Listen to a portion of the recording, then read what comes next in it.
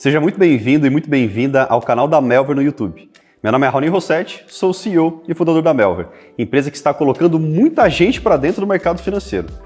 Bom, no vídeo de hoje vou falar sobre políticas macroeconômicas. Trata-se de um assunto que é cobrado nas provas de certificação e que por isso você precisa dominar. Caso você ainda não esteja inscrito no canal, aproveite para fazer agora. Também deixe um like para que este vídeo atinja mais e mais pessoas. Vamos então ao tema do nosso vídeo. Políticas macroeconômicas são as ações do governo direcionadas ao equilíbrio entre a oferta agregada, ou seja, a soma de toda a oferta da economia, e a demanda agregada, ou seja, a soma de todas as demandas. Mais especificamente, as políticas macroeconômicas buscam atingir os principais objetivos da economia, que são pleno emprego, estabilidade de preços, distribuição igualitária de renda, crescimento e desenvolvimento econômico. As principais políticas macroeconômicas podem ser classificadas em 4 categorias: política monetária, política fiscal, política cambial e comercial e política de rendas. E eu vou especificar cada uma delas. Começo com a política monetária. A política monetária se refere ao controle da quantidade de moeda, crédito e taxa de juros. Busca sempre o ajuste da liquidez da economia, que nada mais é do que a quantidade de moeda à disposição das instituições financeiras e ao público, manuseando assim a oferta de moeda de acordo com o interesse da autoridade monetária. A política monetária é capaz, no curto prazo, de afetar o nível do PIB e a sua composição. O aumento da liquidez, por exemplo, reduz as taxas de juros da economia, que por sua vez elevam a demanda por bens e serviços, aumentando a produção. Para esse uso, dá-se o nome de política monetária expansionista. De forma inversa, a autoridade monetária também utiliza de política monetária para o controle da inflação. Para isso, reduz a liquidez da economia, apertando a oferta monetária e elevando a taxa de juros para reduzir pressões sobre o consumo. Nesse caso, teríamos uma política monetária restritiva ou contracionista. Os principais instrumentos de política monetária são o redesconto, os recolhimentos compulsórios e o open market. Redescontos são empréstimos do Banco Central às instituições financeiras, quando há demonstração de problemas em relação à sua liquidez e à sua solvência que possam ameaçar suas atividades e os depósitos de seus correntistas. Esse procedimento caracteriza a função que o Banco Central possui de ser o banco de todos. Embora menos utilizado, o redesconto assume maior importância em momentos de crises e recessões.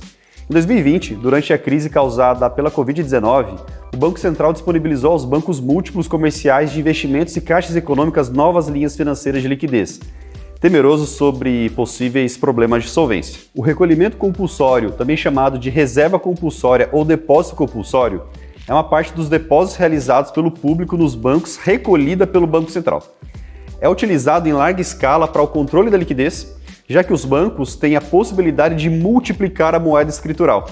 Trata-se de um freio no uso do capital dos correntistas pelos bancos. E o open market consiste na compra e venda de títulos públicos pelo Banco Central do Brasil.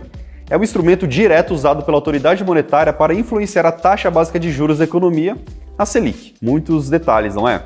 Bom, vamos agora para a política fiscal. Sobre política fiscal, entende-se todos os mecanismos que o governo dispõe para a arrecadação de tributos, política tributária, e o controle de suas despesas, política de gastos, utilizando-os para fins de estabilização macroeconômica, a redistribuição da renda e alocação de recursos. Tributo é toda prestação pecuniária paga em moeda e compulsória ou obrigatória cobrada pelo Estado.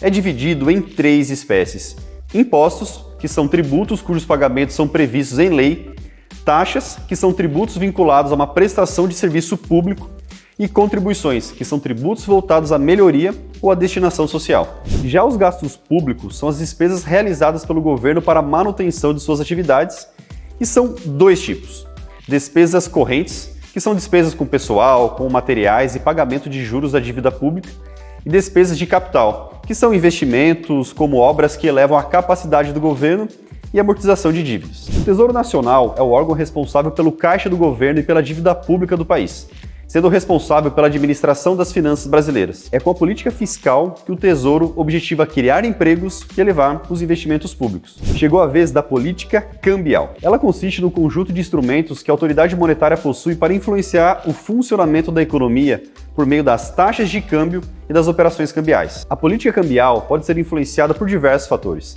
como a oferta e a demanda por moeda estrangeira, a balança comercial, as políticas monetárias e fiscais do país, dentre outros motivos. Um dos principais objetivos da política cambial é manter a estabilidade da taxa de câmbio. Uma taxa de câmbio estável é importante para a economia de um país, pois permite que as empresas planejem seus investimentos e exportações com mais segurança, além de evitar flutuações abruptas que podem gerar instabilidade e desequilíbrios econômicos. Para fazer isso, são utilizados regimes de taxa de câmbio, como fixação da taxa de câmbio ou flutuação cambial.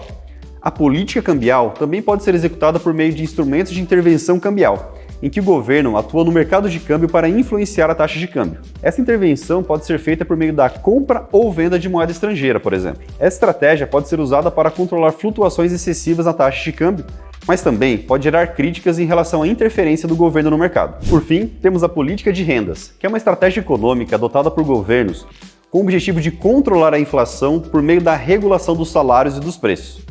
Essa política consiste em estabelecer limites ou diretrizes para os aumentos salariais e para os preços dos produtos, visando evitar um aumento excessivo na demanda e, consequentemente, na inflação. A política de rendas pode ser implementada de diversas formas, como por meio de acordos entre governos, sindicatos e empresas, ou por meio de leis e regulamentações que determinam limites para os reajustes salariais e para os preços dos produtos. Gostou do vídeo?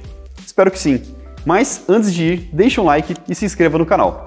Conte com a Melver para dominar o mercado financeiro.